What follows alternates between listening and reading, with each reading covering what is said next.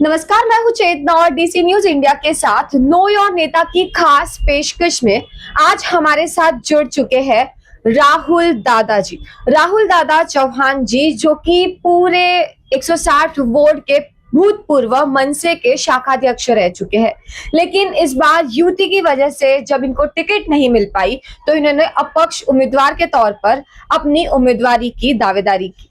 लेकिन ट्विस्ट तब आता है जब महाराष्ट्र नवनिर्माण सेना के सर चिटनीस इनका हौसला बढ़ाने के लिए इनके कार्यालय में आते हैं। हमारे साथ मौजूद है राजा चौगुले जी, जो कि महाराष्ट्र नवनिर्माण सेना के सर चिटनीस है, और वो आज राहुल दादा का उत्साह बढ़ाने आए हैं। भले ही वे महाराष्ट्र नवनिर्माण पार्टी से नहीं, लेकिन अपक्ष उम्मीदवार के तौर पर खड़े हैं, तो ये अपने आप में एक बड़ी बात कहता है। सर, क्या समीकरण रहे, किस प्रकार का इस बार गठबंधन हुआ कि कुछ दावेदार कैंडिडेट्स को अपनी दावेदारी से हाथ धोना पड़ा? इस पर आप क्या कहेंगे?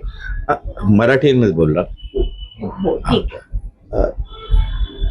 शिवसेना आणि महाराष्ट्र नवनिर्माण सेनेची ठाकरे ब्रँड ह्या शीर्षकाखाली युती झाली आणि या युतीमध्ये आता जागा वाटप झालं. त्या जागा वाटपामध्ये आज राहुल चव्हाण आमचे जे महाराष्ट्र नवनिर्माण सेनेचे 160चे जे शाखाध्यक्ष होते त्यांना तिकीट मिळू शकली नाही. आज मी इकडे अशासाठी आलेलो आहे की राहुल चव्हाण हा खरोखरच एक पक्षासाठी आमचा ॲसेट होता. म्हणजे अतिशय तळागाळातल्या लोकांशी जोडलेला माणूस. सर्व प्रकारचे कार्यक्रम, म्हणजे मागची 5 ते 6 वर्ष मी त्याच्या प्रत्येक कार्यक्रमाला येतोय, बघतो आहे. आणि आज महाराष्ट्र नवनिर्माण सेना या पक्षासाठी खरोखर एक दुःखाची गोष्ट आहे की राहुल चव्हाण आज पक्ष सोडून अपक्ष म्हणून उभा राहतोय. खूप ब्राईट फ्युचर, म्हणजे खूप चांगलं त्याला भवितव्य आणि खूप उज्ज्वल भवितव्य होतं त्याला.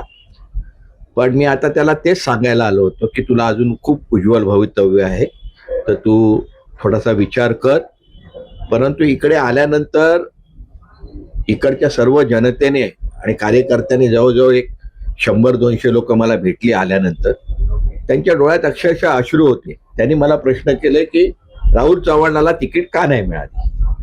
तर आता ह्याचं उत्तर मी नाही देऊ शकत, म्हणजे मी ते माझ्या पलीकडले. परंतु मी एवढंच सांगू इच्छितो की मी ह्या महाराष्ट्र नवनिर्माण सेनेत सरचिटणीस म्हणून काम करत असताना महाराष्ट्राची जबाबदारी पण होती, थोड्या जिल्ह्यांची होती, मुंबईतली होती. आणि मला अभिमान होता की राहुल चव्हाणची निवड ही मी केली होती. मी जेव्हा इकडचा प्रभारी होतो तेव्हा ह्याच्यात मला स्पार्क दिसला आणि मी त्याला सांगितलं की हा शाखाध्यक्षासाठी अतिशय योग्य माणूस आहे, हा मुलगा पुढे जाईल.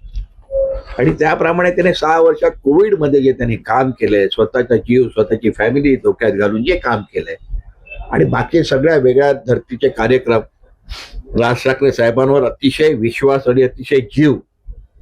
आणि मी तर म्हणेन की संपूर्ण मुंबईत जर मेरिट वाईज शाखाध्यक्ष कोण नंबर 1 हे जर सर्वे झाला असता तर राहुल चव्हाणचं नाव नंबर 1 ला आलं असतं. आणि ते पुराव्यासकट मी सिद्ध करून दाखवलं असतं.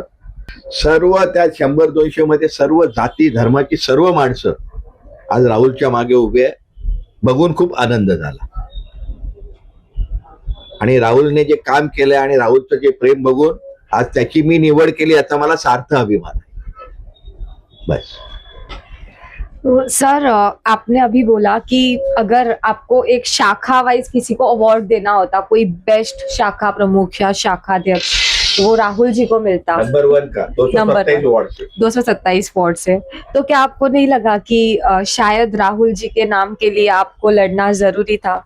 क्योंकि आप यहाँ आए, लोगों की आंखों में आपने आंसू देखे, कहा लोगों ने जब आपसे पूछा कि इनको टिकट क्यों नहीं मिली, तो आपने कहा कि आप शायद उनका जवाब देने में भी असफल रहे, क्योंकि आप जानते हैं कि किस लेवल पर जाकर इन्होंने काम किया है, अपनी लाइफ को हर पल रिस्क में डालकर काम किया है, ऐसा आपने कहा।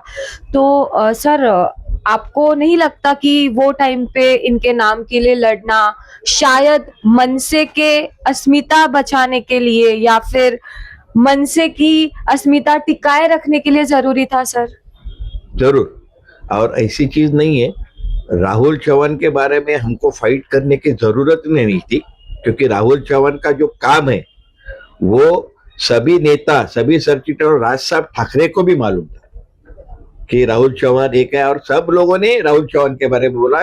तो सर ये लास्ट मोमेंट पे ये समीकरण कैसे बदले, क्यों बदले, कुछ बताना चाहेंगे? समीकरण कैसा है, अभी जब युति का समीकरण होता है, वो युति के समीकरण में या युति के ये सब चर्चा में हम लोग शामिल नहीं हुए थे। वो समीकरण ऊपर जो हमारे 2-4 नेता और राज साहब है और शिवसेना के 2-4 इंपॉर्टेंट लोग हैं, उनके बीच में ही ये सब चर्चा हो गई। हमारा काम था खाली नीचे से सब अहवाल देने का, इंफॉर्मेशन देने का, कौन कितना है, कौन कैसा जीत सकते हैं। तो हमने हमारा वो काम किया था।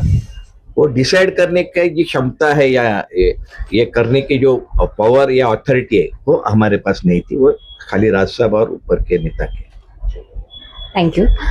तो इसी के साथ हम बढ़ेंगे आपके नेता की ओर, जानेंगे आपके नेता के बारे में, जानेंगे राहुल जी के बारे में। तो राहुल जी, आप अपक्ष उम्मीदवार के तौर पर अपनी उम्मीदवारी दर्ज करवा चुके हैं, नामांकन आप भर चुके हैं और आपकी तारीफ भी महाराष्ट्र नवनिर्माण सेना के सर चिटनीस कर चुके हैं कि अगर कोई नंबर 1 227 वार्ड से वार्ड प्रमुख होता, ऐसा कोई अवार्ड होता, तो वो भी आप डिजर्व करते थे।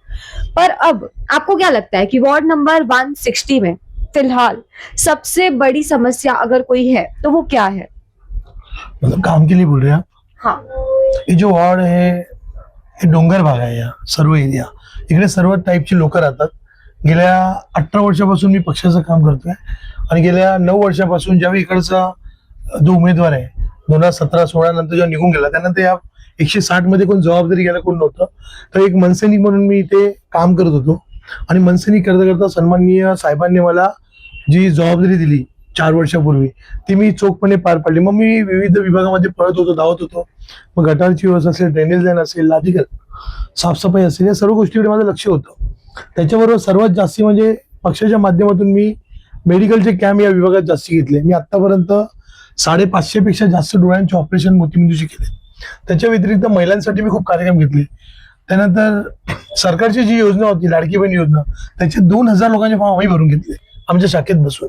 या सर्व गोष्टी करत असताना कोविडची महामारी आम्ही बघितली. कोविडच्या महामारीमध्ये सगळे पक्ष काम करत होते, पण आमच्या पक्षाकडे कुठचा फंड नव्हता. आम्ही सर्व मनसैनिक पदाधिकारी स्वतः जातीने उभं राहिलो. 24 तास जे 24x7चं कार्यालय जे मुंबईमध्ये सर्व होते, पण पहिलं कार्यालय मनसेचं होतं. त्याचा मला त्यावेळी अभिमान वाटत होता. त्याच्या माध्यमातून आम्ही लोकांना ऍडमिट करत होतो. ऑपरेशन इमर्जन्सीमध्ये काही केसेस आले की त्यांना जाऊन हेल्प करत होतो. त्यानंतर काही इंजेक्शनची वगैरे व्यवस्था केली, लोकांना जेवणाचीही व्यवस्था केली. या सर्व गोष्टी करत असताना पक्षाने माझी दखल घेतली. वहिनींचाही मला फोन आला होता. पण अशा परिस्थितीमध्ये एक कार्यकर्ता जेव्हा काम करतो आणि इलेक्शन लढण्यासाठी नाही, पण एखाद्याला वाटतं की बाबा आपण खिशातले पैसे खर्च करून जेव्हा काम करतो, एक संविधान पद आपल्याला भेटावं, संविधान पदामध्ये एक नगरसेवक म्हणून व्हावं, त्या फंडच्या माध्यमातून अजून विभागात आपण चांगली कामं करू शकतो.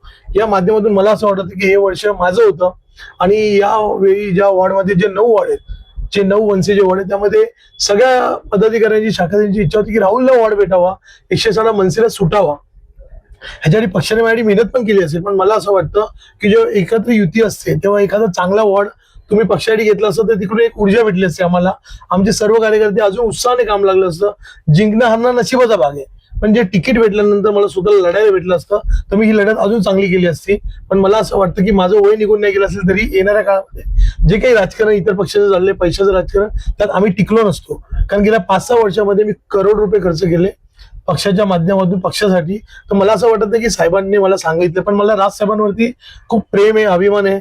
पण मला असं वाटतं की साहेबांनी माझा विचार केला पाहिजे होता. यावेळी तो नाही झाला माझा, त्याचं दुःख आहे. त्याच्यामुळे कार्यकर्ते आमचे दुखवले गेले. तर हमने देखा कि किस प्रकार इनकी वेदना इनके शब्दों से, इनकी आंखों से झलक रही है